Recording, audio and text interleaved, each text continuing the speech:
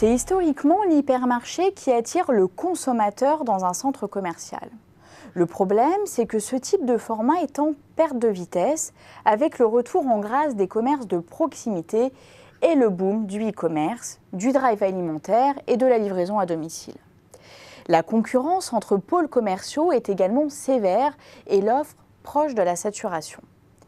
L'heure est donc aux grandes manœuvres pour les foncières, propriétaires de ces actifs immobiliers.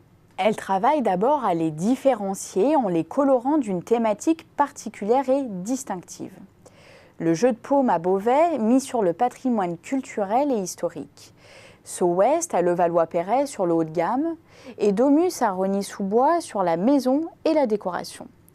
Mais c'est sans doute aujourd'hui le centre Fico Italy World à Bologne qui va le plus loin avec son parc d'attractions alimentaires de 10 hectares sur le thème de la gastronomie-restauration.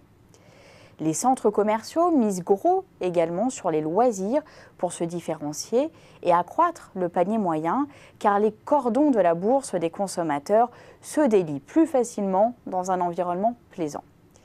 D'ailleurs, le chiffre d'affaires des enseignes de divertissement présentes au sein des centres commerciaux a progressé de 13% en 2015 et de 9% en 2016, contre 2 années de baisse pour l'équipement de la personne par exemple.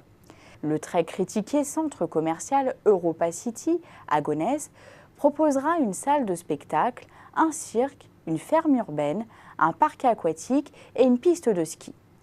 31 millions de visiteurs par an sont attendus, soit 2 fois plus que Disneyland Paris. Les foncières lorgnent aussi le créneau du déstockage. Il faut dire que les fameux magasins d'usine, rebaptisés aujourd'hui centres de marque, voient leur chiffre d'affaires progresser de 10 à 15% par an. Une performance remarquable au regard de l'atonie générale du commerce de détail en France depuis plusieurs années. Certains de ces centres optent pour des créneaux spécifiques, à l'instar de la Vallée Village en région parisienne et de One Nation à Paris, positionnés sur le shopping de luxe. Demain, les centres commerciaux seront aussi mieux intégrés aux villes, afin de développer des synergies commerciales avec certains équipements et servir au passage la stratégie de différenciation des sites. C'est le cas de Nice Vallée, installé à côté du stade de football Alliance Riviera, ou de Muse à Metz, localisé à proximité du centre Pompidou et qui comprend aussi des bureaux et logements.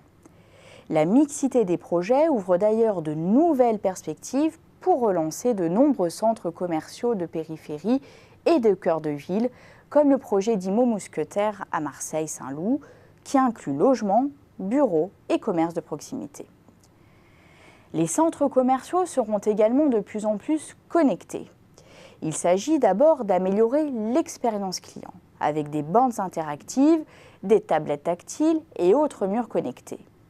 Les foncières misent par ailleurs sur les dispositifs Web2Store pour rediriger les internautes vers les points de vente, car c'est dans les boutiques que le taux de transformation est le plus élevé. Unibail-Rodamco a ainsi mis en place aux 4 temps à la Défense l'espace Click and Service, point de retrait d'achat en ligne associé à différents services comme des cabines d'essayage. Certains de ces centres accueillent même des consignes automatiques Amazon Lockers. Mais là, évidemment, c'est un peu le loup qui entre dans la bergerie, car le géant du e-commerce est accusé de concurrencer les centres commerciaux. Néanmoins, le digital constitue incontestablement un outil de réenchantement sur lequel les centres commerciaux ne peuvent plus faire l'impasse.